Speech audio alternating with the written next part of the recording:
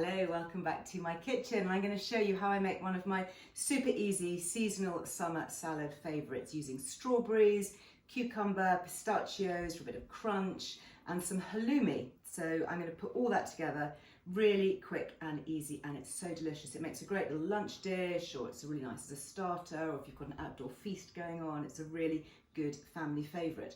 So it's online, so you'll find it on the Earle Wellbeing website, or you can just click the little link below. So let's start with the strawberries, and I've got some British deliciousness here, and you want to keep the chunks fairly large, so I'm just going to halve these. I've just done a few of them. This is a kind of a punnet worth. So I've just given them a quick rinse and then halve those into lovely strawberry chunks. Oh, these are so ripe, honestly. Nothing beats, I think, eating food in season because it just tastes so much better. So that's the strawberries. I'll pop those to one side. And now you take your cucumber, and what we're going to do with this is we're actually going to peel it. So there's my peeler. I'm just going to peel the ribbons.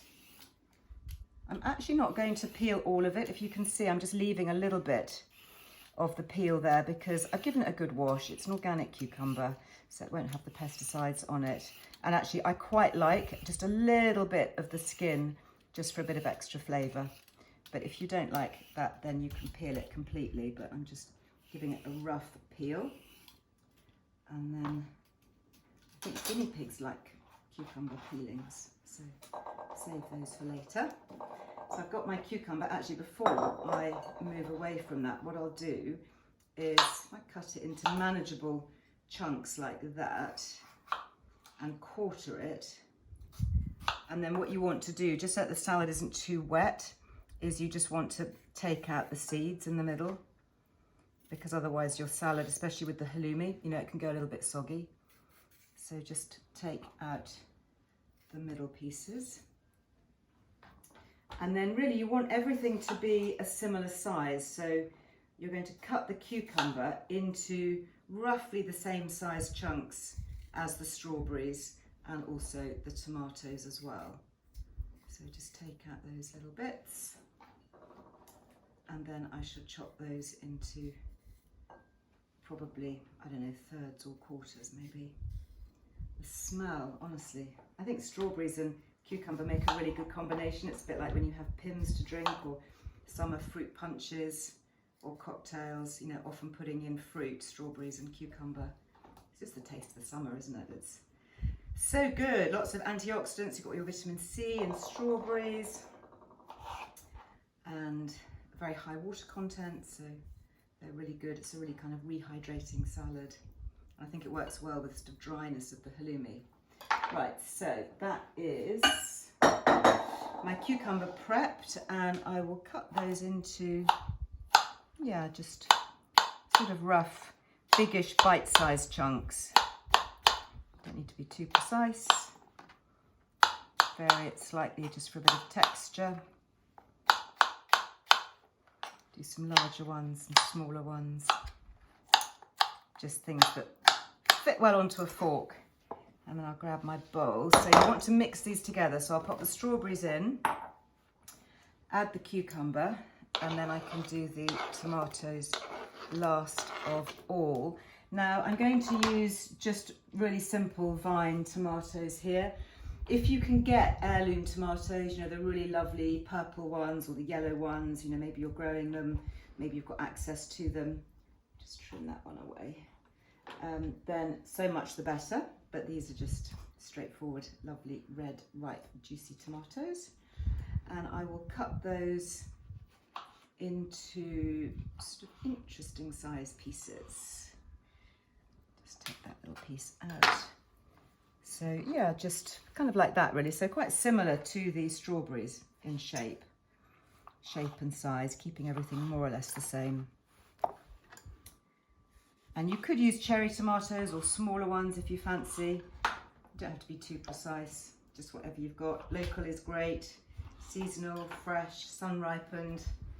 This is the time of year to do it, isn't it? We've got all that great stuff around us. Add those in. And the other great thing about this salad is it's so colourful. we eat so often with our eyes, don't we? We're visual beings, and half of the fun, I think, of serving really great food is looking at the beautiful colours and arrangements on plates. So that's in there. So I'll make the dressing in just a second, but what I'll do first of all, I think, is chop the halloumi. Now, halloumi traditionally is sheep's milk, and it can be quite hard actually to find commercial halloumi because they often mix it with cow's milk, or, you know, it's a mixture of different things. But I found these guys, and they're not far from me. They're down in Dorset. It's called Book and Bucket Cheese Company, and it says a taste of the Med from the heart of Dorset. And when you look at the ingredients, always read the label. It is made with 100% sheep milk.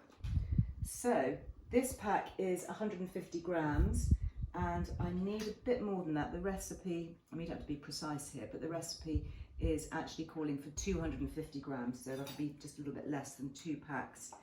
And again, you want to have chunks, so I'm going to cut this down into kind of easy fork-sized bites of halloumi. I might do kind of half of that one. And it is such a good flavour. Honestly, this cheese, hats off to these guys for making it. And then if you want to come over here, I will pop them on a griddle because we want to try and get that lovely, slightly charred effect. And I've got my griddle pan, which I did heat a little bit earlier. So you can put halloumi straight into the pan, but actually I quite like to put just a small amount of olive oil.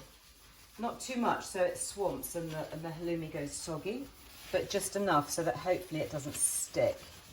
So I'm just going to use a bit of kitchen towel there just to wipe over with some of the extra virgin olive oil that I will be using for the dressing in just a sec. So let's tip that onto there. You can hear the sizzle, all nicely heated.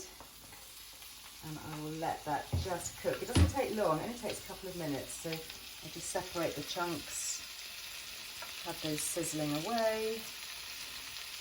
And sheep's milk is a really good option too. This is a great cheese, you know, if somebody's got a lactose intolerance and they find that they can't have cow's milk, often they find that they can have sheep or goat. So I'll just let that cook. Hopefully it won't melt too much, go too stringy. Just leave that to do its thing while I make the dressing. So the easiest way I find personally to make a dressing is to use a jam jar and just give it a good old shake. And it also means that if you've got any left over, you could just pop it in the fridge and keep it for later. I'm using extra virgin olive oil. I'm not too precise with the quantities actually. I tend to do 1 part olive oil and then about half the amount of a really good quality vinegar. So you could use apple cider vinegar. You can use a balsamic if you want to, but sometimes that can overpower a little bit. Although some people do swear by strawberries with balsamic, so if you want to add a dash of balsamic, then be my guest.